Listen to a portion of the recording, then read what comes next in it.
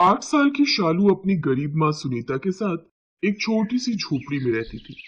शालू पहले अपने माँ और पापा के साथ रहती थी।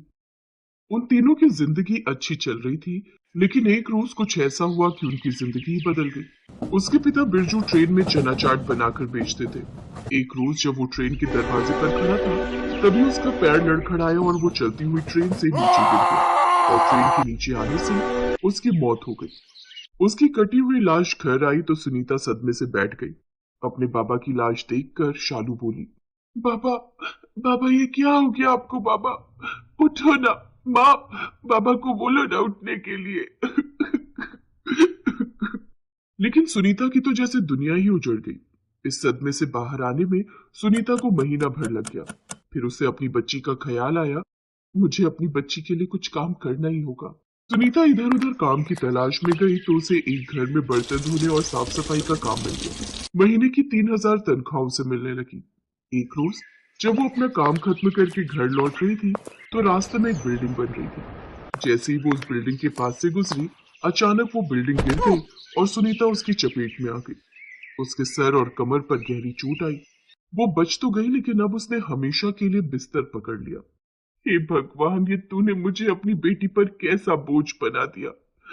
बेचारी के ऊपर से पहले ही पिता का साया उठ गया और अब माँ भी अपाहिज हो गई। अब मेरी शालू का क्या होगा? ऐसे कुछ दिन बीत गए। फिर एक रोज, माँ, ये लो पैसे। ये पैसे तू कहाँ से ले आई शालू? तूने चोरी की है क्या? माँ, मैं तुम्हारे सर की कसम खाती हूँ, मैंने चोरी नहीं की। ये तो मैंने काम करके कमाए हैं। काम करके? हाँ माँ, मुझे एक ढाबे पर साफ सफाई और बर्तन धोने का काम मिल गया है। मेरे महीने की तनख्वाह 1,500 रुपए है। ये सुनते ही सुनीता आग बबूला हो गई। चुप कर। किसने कहा तुम्हें कमाने को? किसने कहा? हाँ, तेरे मरे हुए बाबा को मैं क्या मुंह दिखाऊंगी? वो तुझे पढ़ाना लिखाना चाहते थे और तू ये सब काम करेगी? वो तुझे बड़ा अफसर बनाना चाहते थे। अब उनका सपना कैसे पूरा होगा? माँ, माँ तुम मत रो माँ, मैं काम के साथ साथ पढ़ाई भी करूंगी। कल ही सरकारी स्कूल में जाकर अपना दाखिला करवा लूंगी। उसके बाद मैं काम पर चली जाया करूंगी। अगर काम नहीं करूंगी तो हम खाएंगे क्या? और तुम्हारी दवाई वो कहाँ से आएगी? बाबा के बाद अब तुम्हें भी कुछ हुआ तो मैं भी मर जाऊंगी माँ। अपनी गरीबी और लाचारी को देखते हुए सुनीता भी रोने लगी। वो जानती थी कि उसकी बेटी जो कह रही है वो भी सच है। बिना काम के उनका गुजारा कैसे चलेगा? उस दिन के बाद से वो स्कूल भी जाने लगी। उसके बाद वो काम पर जाने लगी। ऐसे ही कई दिन बीत गए। स्कूल में उसकी गरीबी देख सभी बच्चे उसका मजाक उड़ाते।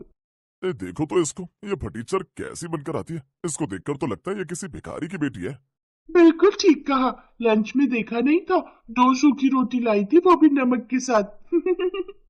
सभी बच्चे उसका मजाक उड़ाते, लेकिन वो किसी से कुछ नहीं कहती।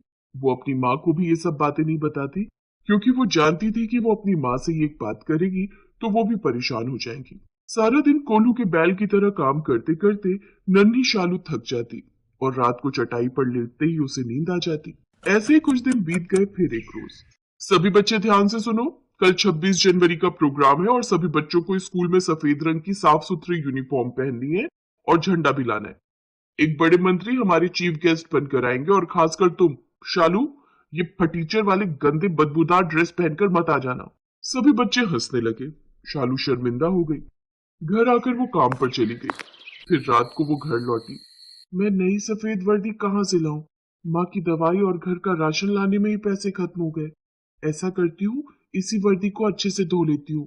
शालू रात को उसी वर्दी को धोती है और कागज पर ही एक झंडा बनाकर तैयार कर लेती है। अगली सुबह जब वो ड्रेस पहनती है तो वो हल्की गीली होती है। बाहर हल्की ठंड भी थी, लेकिन वो कांपते हुए हाथों में झंडा लिए स्कूल चली जाती है। जहां पहुंचकर तो वो हैरान ही रह गई। स्कूल में कुछ आतंकवादी आ गए थे और उन्होंने मंत्री और कुछ बच्चों को अगवा कर लिया था। वो दीवार की ओट में छिप गई। अब हम सरकार से अपने साथी को छुड़ाने की मांग रखेंगे, जिसके बाद हम अपने साथी को लेकर यहाँ से फरार हो जाएंगे, लेकिन साथ ही इस मंत्री को भी मारकर जाएंगे। शालू ये सब देख रही थी।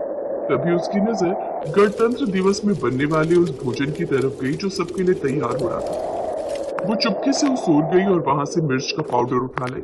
उसने जल्दी से वो मिर्च का पाउडर उन दोनों पर डाल दिया। अचानक हुए इस वार से वो संभल नहीं पाए और आंखें मलते हुए जोर जोर से चिल्लाने लगे। फिर शालू ने पास में रखा डंडा उठाया और उनकी पिटाई करने लगी। शाबाश बेटा, आज तुम्हारे कारण हम सबकी जान बच गई। उसकी बहादुरी के लिए शालू को पुरस्कार मिला, साथ ही 5 लाख रुपए और एक बड़ा पक्का घर भी देने का वादा किया। फिर मंत्री ने उसी के हाथ से 26 जनवरी का झंडा भी फहराया। जब ये बात सुनीता को पता चली तो उसे अपनी बेटी पर नाज हुआ। अब शालू अपनी माँ के साथ सरकार द्वारा दिए हुए एक पक्के घर में रहने लगी। सरकार ने सुनीता का इलाज बड़े से बड़े अस्पताल में करवाया। कुछ ही दिनों में वो पूरी तरह से ठीक हो गई। सुनीता ने खुद की चाय नाश्ते की दुकान खोल ली। अब शालू को काम करने की जरूरत नहीं थी। वो तो बस अब अपनी पढ़ाई पर ध्यान देती, क्योंकि उसे अपने माँ बाबा का सपना जो पूरा करना था।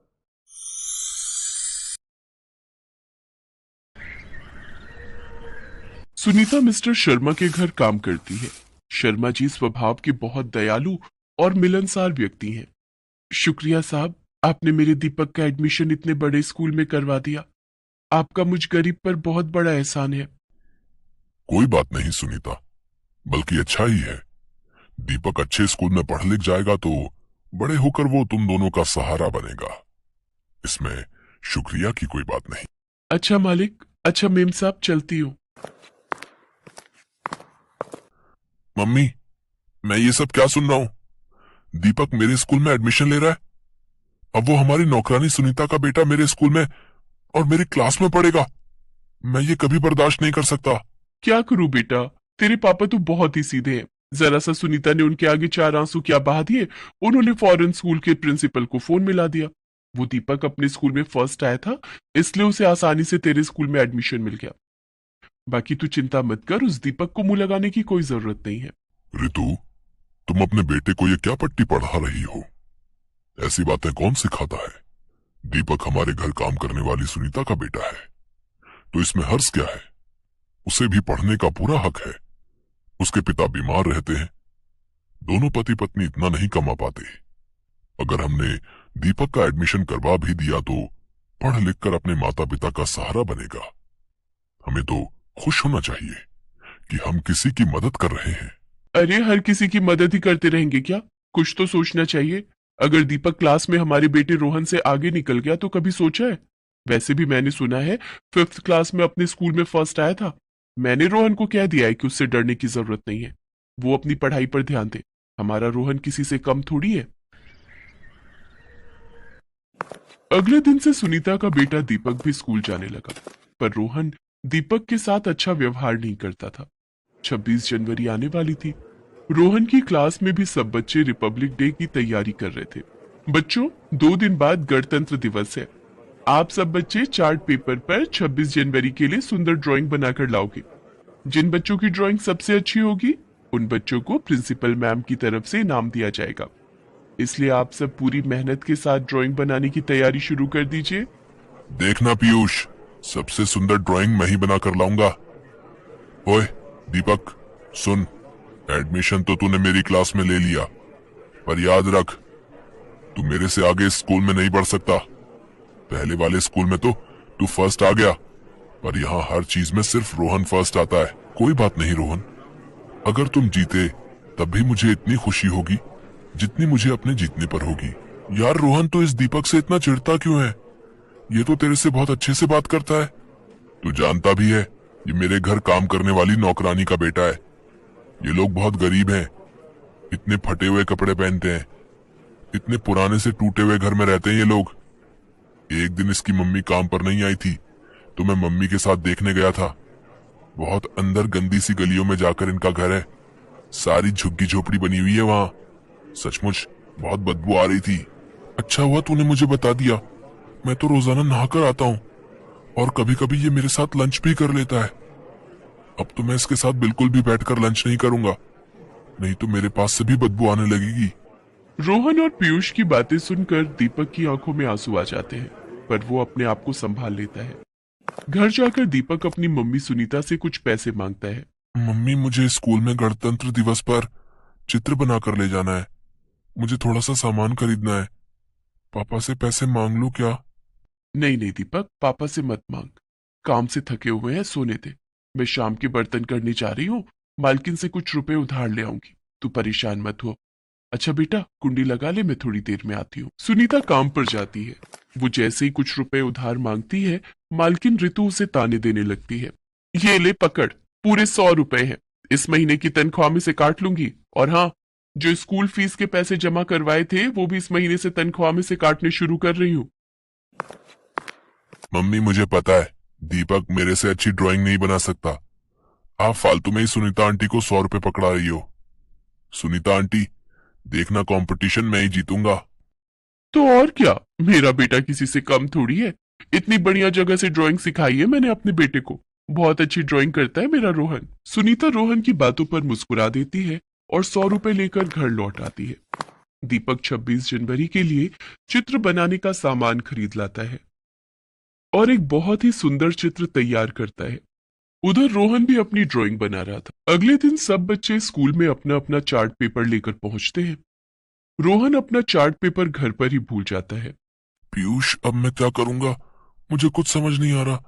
मैंने इतनी मेहनत से ड्राइंग तैयार की थी। हाँ, चल अच्छा हुआ तो चार्ट पेपर घर पे भूल आया। अब इस ड्राइंग कंपटीशन को मैं ही जीतने वाला हूँ। ये देख, मैंने कितना सुंदर रिपब्लिक डे का चित्र बनाया है। अच्छा, मैं तो हॉल में जा रहा हूँ। अब तू क्या करेगा आकर? तू यहीं क्लास में बैठा रहे। रोहन और जोर जोर से रोने लगता है। तभी दीपक उसके पास आता है। रोहन, ये लो, तुम मेरी ड्राइंग स्टेज पर दिखा दो। किसी को कुछ पता नहीं चलेगा। मैं जानता हूँ तुम्हारा बहुत मन था कि तुम इस कंपटीशन में भाग लो, इसलिए तुम मेरी ड्राइंग शीट दिखाकर इस कंपटीशन में भाग ले सकते हो। अगर मैंने तुम्हारा चार्ट पेपर स्टेज पर दिखा दिया तो तुम क्या दिखाओगे उसकी तुम चिंता मत करो। मेरे पास एक और ड्राइंग है, ये देखो, मैं ये वाली दिखा दूंगा। पर ये तो अभी पूरी तरह बनी भी नहीं है, इसमें तो रंग भी नहीं भरे हुए हैं। क्या बात है बच्चों, तुम यहाँ बातें कर रहे हो और हॉल में कंपटीशन शुरू भी हो चुका है। अपना अपना चार्ट पेपर पकड़ो। और दीपक, तुमने अपनी ड्राइंग में कलर भी नहीं भरे। अच्छा ठीक है, चलो अब देर मत करो। रोहन, तुमने तो बहुत सुंदर ड्राइंग बनाई है, वेरी गुड। चलो अब दोनों हॉल में जाओ। आज सभी बच्चों में फर्स्ट नंबर पर रोहन की ड्राइंग आई है। सब बच्चे रोहन के फर्स्ट आने पर जोरदार ताली बजाएंगे। सेकंड नंबर पर ध्रुव, एक बार ध्रुव के लिए भी जोरदार तालियां। और थर्ड नंबर पर पीयूष, पीयूष के लिए भी जोरदार तालियां। रोहन तो अपना चार्ट घर पर ही भूल आया था, फिर इसके हाथ में ये चार्ट पेपर किसका है जिसकी वजह से ये फर्स्ट आया है? प्रिंसिपल मैम के हाथों से रोहन को प्रथम पुरस्कार मिलता है। रोहन दीपक की तरफ ही देख रहा था। वो बहुत शर्मिंदा था और मन ही मन सोच रहा था, मैंने दीपक को हमेशा गरीब और नौकरानी का बेटा बोला। कितनी नफरत करता था मैं दीपक से, पर आज मुझे फर्स्ट प्राइज जीतते देखकर भी दीपक के चेहरे पर कितनी खुशी है। पर इस इनाम का असली हकदार तो दीपक है। मुझे ये सच्चाई प्रिंसिपल मैम को बतानी ही होगी। प्रिंसिपल मैम, मुझे आपसे कुछ कहना है। इस इनाम का असली हकदार मैं नहीं बल्कि दीपक है। आप ये प्राइज उसको दे दीजिए मैम।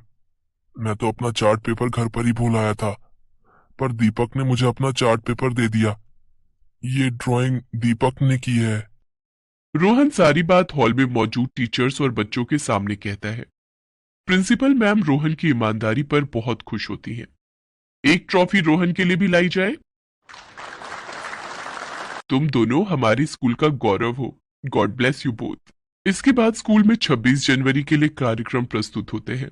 सब बच्चे मिलकर धूमधाम से रिपब्लिक डे मनाते हैं। घर आकर रोहन सारी बात अपने मम्मी पापा को बताता है। रोहन की मम्मी रितु भी दीपक के इस व्यवहार से बहुत खुश थी। उस दिन के बाद मालकिन रितु ने भी अपना व्यवहार बदल लिया। रोहन भी अब दीपक का अच्छा दोस्त बन गया।